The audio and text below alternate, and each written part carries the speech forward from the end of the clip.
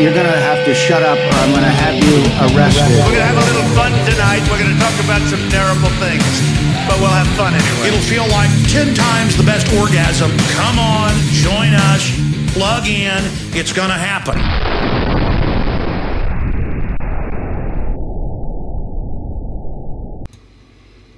Howdy, folks. The Anti-partisan John Means here from NoPartySystem.com. I'm back. It is November 8th, and I got to talk about the elections. I don't even want to. I'm so over this partisanship. But the state of things going on, it goes so far beyond partisanship, beyond controlling and confusing people. Like I said, we're here on November 8th. I'm going to go ahead and consider November 7th the day that America died. And I know that sounds pretty intense, like pretty hyperbolic to a lot of people. And most people, immediately hearing that will think this has something to do with Trump and whatever. Anybody who's followed me for any period of time knows I'm not a Trump supporter. And it's not like I'm a Trump hater either. I think we can do a lot better for America than the last several chuckleheads who've gotten the office. But what this is really about is a final destruction of our electoral system. We've watched it now for almost 3 decades. Whatever people are saying about the voter fraud that's going on right now, the thing is, it's nothing new. We've already heard it all through the several last elections. The dead people voting, the mail-in ballots, and that's not to mention a lot of the dirty stuff people are doing, and unfortunately mostly on the left, like going into nursing homes and getting old senile people, filling out their voting ballots for them, going out and picking up indigent people on the street, taking them out and buying them lunch, and then filling out, getting them registered and filling out their ballot. The levels of the fraud are ridiculous. But what's more is it wasn't really needed this time. Oh, they set it up really nice, and I don't know how anybody's fooled. You don't even need to tell me these stories. You change all the voting rules right before the election, and then while it's going on, an apparent landslide victory suddenly stops, and over the course of 3 days reverses. Come on. I was born at night, but it wasn't last night, my friend. It's painfully obvious what's going on, and I think a lot of people don't understand truly the depth of it. They think that this is strictly a partisan issue, but I think it's important for people to understand that the reason why we are where we are right now is because the GOP does not want Trump reelected either. They couldn't stop him the first time. It was too short notice. They really didn't have contingency plans. They had to go with him, or he would have went independent and really had a chance of changing things in America. So they waited. They waited him out for 4 years. They sat and set this up and watched Democrats set this up, and they're complacent with it. And now here we are 5 days after the election, and the Senate and the House still hasn't been sorted out. And I'm going to assume the truth of that is because Republicans are still making their deal.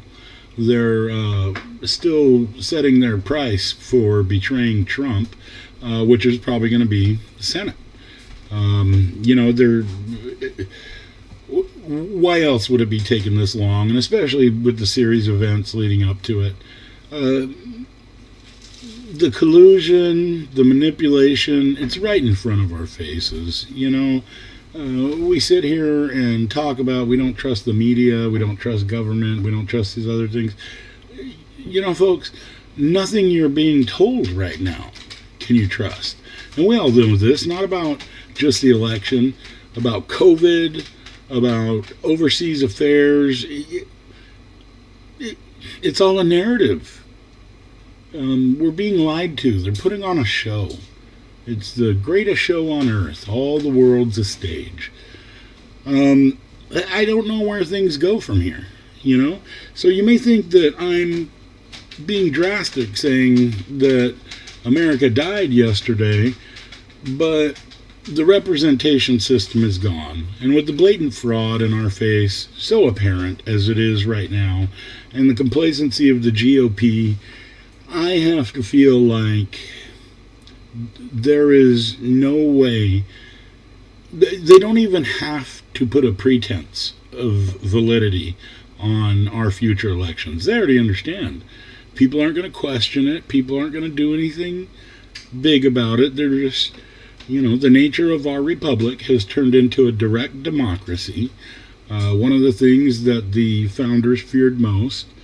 And, as Ben Franklin said, democracy is two wolves and a sheep voting on what's for dinner.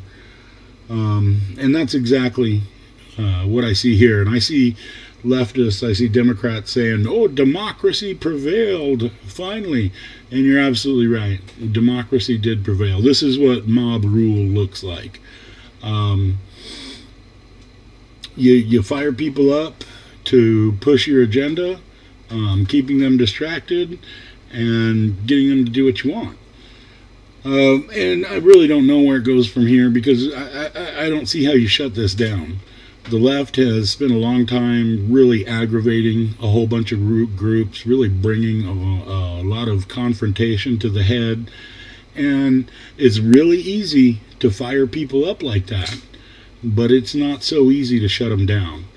And all this that the left has done to oppose Donald Trump, they've got to deal with it now.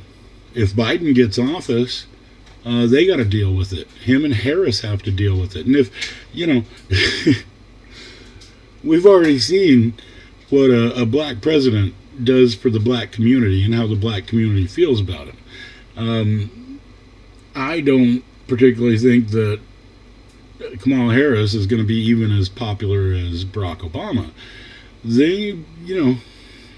There is a horrible mess in America now, and they are going to have to deal with it. And these people aren't just going to calm down because Biden says so. And this is really incomprehensible to me, because the left has spent, the last several elections saying we don't want a rich old white man. It's why Bernie has been shut down. And we don't want another rich old white man, so instead we get another rich old white man. It doesn't make any sense to me at all. Frankly, I would have rather Harris was on the front of the ticket. And I mean, frankly, I would have rather it was Tulsi Gabbard. I might have even broken my rules on voting for Democrats or Republicans if Tulsi Gabbard was on the head of the ticket. She seems like a really good person. So I can't consider that things will ever be the same again from this point. We are no longer a government of the people, by the people, for the people. We are now officially a banana republic that allows outside interest to determine our course as a government and as a society. And you and I, the people, really don't have a say anymore. I mean, voting literally has become the slave's suggestion box. That's where we're at now. That's how these people think of us. And it's not going to change. And I don't see how we actually get things back from here. It's why I say I think America died, because there's no fixing this. Our core fundamental principles have been violated over and over and over again. So much that most people don't even realize it now or don't even understand how crazy things are. So here we are, still waiting for the final results, still waiting to find out what lawsuits are forthcoming. And I'll tell you, folks, I don't think they're going anywhere. As I say, the key point that a lot of people just don't get is the GOP is not on Trump's side. And no matter what people think or how they've framed it, the Supreme Court is not going to be on his side either. This is not their job. They aren't even going to want to hear this.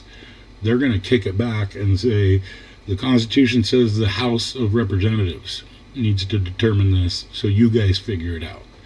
It doesn't matter, Kavanaugh, Coney Barrett, it doesn't matter. Nobody's going to go to bat for Trump at all. No one.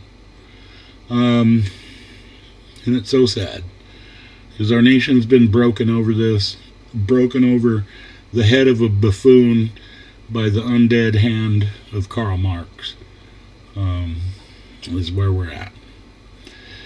So I'd be interested to hear what everybody else thinks about this. Anybody else wants to make any predictions for the time to come, let me know. I'd love to talk about it.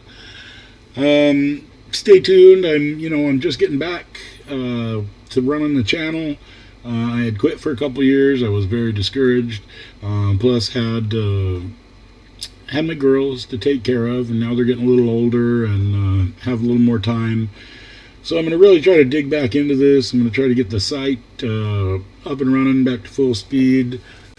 Free speech social network, and I've got to get the news feeds and government feeds in line again, but that'll be coming up. And I'll be doing another show here pretty soon, just kind of talking about where I've been for the last 2 years now, for anybody who remembers me or wants to know, because I did escape California. We did finally get the family out of there, which was one of my major points of stress. So I'll talk about that a bit in videos to come, and look forward to talking to you all again. Thanks for listening. Peace.